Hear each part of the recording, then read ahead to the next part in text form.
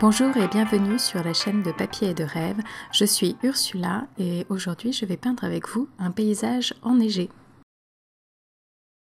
J'ai peint exactement le même paysage il y a quelques semaines. Vous pouvez d'ailleurs voir l'image définitive sur mon Instagram. Et je voulais refaire exactement la même image, déjà pour savoir si j'étais capable de refaire quelque chose quasiment à l'identique.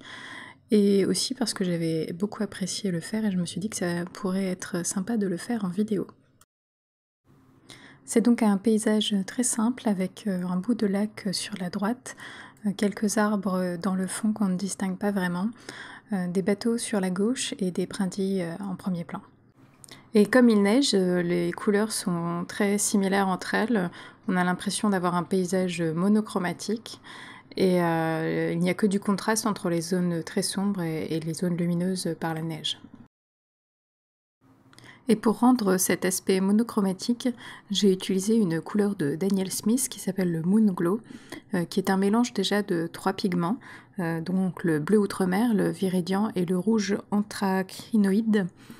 Et cette couleur donc de Daniel Smith a la propriété d'être assez neutre, mais tout de même légèrement violacée, et les pigments à l'intérieur peuvent se disperser et légèrement se séparer.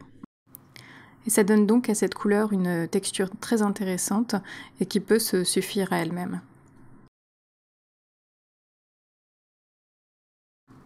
Et pour parler un petit peu de mon processus, j'ai fait un premier lavis avec les grandes zones de couleur, en pensant à bien atténuer les arbres derrière pour que ça fasse vraiment que des ombres et qu'on ne puisse pas les distinguer, car sur ma photo d'origine il y a énormément de brouillard dû à la neige qui est en train de tomber et on ne distingue pas vraiment la ligne d'horizon. Et après ce premier lavis, je vais venir contraster certaines parties pour donner du volume à mon image et qu'on la comprenne beaucoup mieux. Et en fait, mon image se crée toute seule, d'elle-même. Les formes sont plutôt simples et je peux suivre paisiblement mon travail très simplement. Et en fait, la seule partie qui m'a donné le plus de fil à retordre, ce sont la création de ces herbes au premier plan. Ce sont des herbes couvertes par la neige et je n'avais aucune idée de comment rendre cet effet. Et la solution que j'ai utilisée au final était de faire une première couche pour ces herbes relativement claires et flouter certaines parties. Et ça me crée déjà l'ombre de la neige. Et dans un second temps, je repasse sur ces mêmes branches avec un mélange de couleurs plus denses et qui me permet donc d'avoir le contraste qui identifie réellement les branches. Et ça fait de cette partie du dessin la partie la plus difficile et aussi la plus fun à peindre. La plus difficile parce qu'il faut rendre cet effet de sous la neige, mais la plus fun parce qu'on peut faire des gestes un peu plus larges et s'amuser avec l'orientation de ces brindilles. Et la partie gauche de mon dessin représente des bateaux bâchés pour l'hiver. C'était une partie un petit peu compliquée aussi à peindre. Je ne savais pas trop comment rendre l'effet. Et en fait, je me suis dit que ça n'était pas du tout mon point focus et que je pouvais juste suggérer et laisser l'œil du spectateur faire le reste.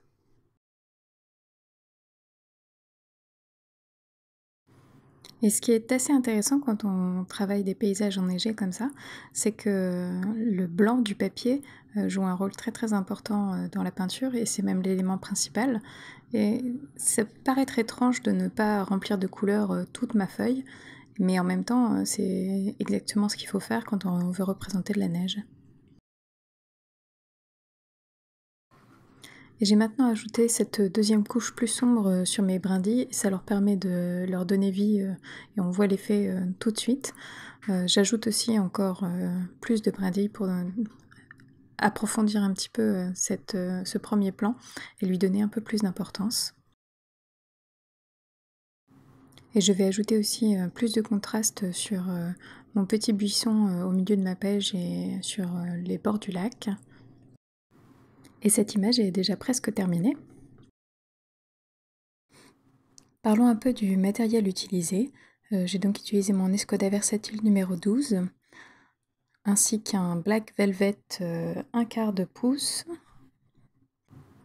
ainsi qu'un tout petit pinceau précision numéro 2. Pour les couleurs, j'ai donc utilisé le Moon Glow. Et pour les petits détails blancs comme la neige, j'ai utilisé de l'encre blanche. Et pour mon papier, j'ai utilisé comme d'habitude ces derniers temps du papier Arches 300 g en grain torchon. Et j'ajoute encore un peu de contraste et de définition dans cet arbre à gauche avec ce pinceau très particulier qui est en forme de dague et qui est très pratique pour faire des traits tout fins et un petit peu organiques. Et je ne peux pas m'empêcher de rajouter encore un peu de contraste et de petites touches un peu plus sombres par-ci par-là sur ces brindilles du premier plan. Bon, soyons honnêtes, ça n'ajoute pas grand-chose à mon image, mais je m'amuse beaucoup à faire ce genre de choses, alors pourquoi pas? Ça a beau être une image très simple qui s'est construite un peu d'elle-même, j'ai toujours envie de rajouter quelques petites touches par-ci par-là. Mais passons au moment quand même le plus fun de cette aquarelle, ajouter la neige. Alors pour ça, très simple, j'ai utilisé de l'encre blanche parce que c'est très très fluide et avec mon petit pinceau précision, je l'ai projeté en petites gouttelettes et une fois que les gouttelettes étaient déposées, j'ai tracé des tout petits traits dans la direction du vent pour vraiment donner cette impression de neige en train de tomber. Et c'est un effet qui est très facile à faire et qui rend tout de suite très très bien. À la caméra, on ne voit pas forcément beaucoup tous les petits points de neige, mais je peux vous assurer qu'ils sont présents et qui ajoutent à la magie de l'instant. Et j'en profite donc aussi pour ajouter quelques herbes totalement gelées sur le côté du lac, qui se détacheront donc très bien sur le sombre de l'eau. Et voilà donc mon image terminée. Merci d'avoir regardé cette vidéo jusqu'au bout, j'espère qu'elle vous a plu. N'hésitez pas à laisser vos commentaires et à bientôt!